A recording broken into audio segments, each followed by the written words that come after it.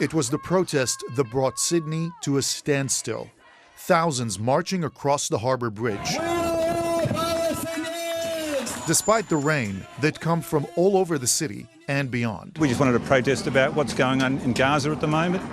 There's too many deaths of young children, too much starvation. It's a sign of the turning tide of the opinion in this country, and it's a sign that people aren't going to put up with it anymore. The choice of location was intended to send a powerful message. Concern for the starvation of the Palestinian people expressed in Sydney on our famous bridge, that'll go right round the world. The New South Wales Jewish Board of Deputies expressed disappointment that the protest was allowed to go ahead on such an iconic landmark. For almost 2 years, protesters have marched nearly every weekend in Sydney. This time was different. If this is your first march for Palestine, welcome. Everyone from everywhere is here. Among the protesters was WikiLeaks founder Julian Assange.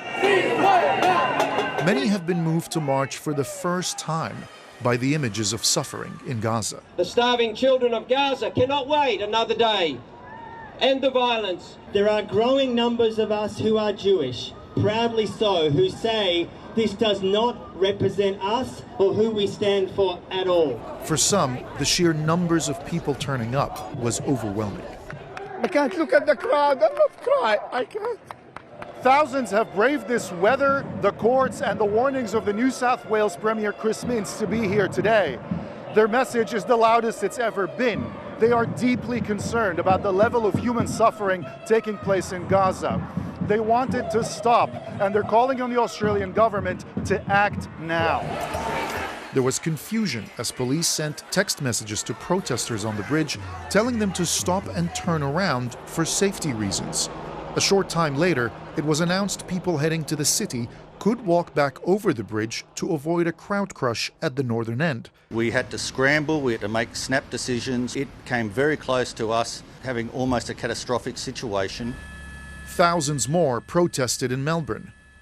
Marchers tried to walk across the King Street Bridge, but were turned back by a line of police officers. In Adelaide, hundreds gathered at Parliament House in the city centre. A day for ordinary people to make their voices heard. Nabil Al-Nashar, ABC News, Sydney.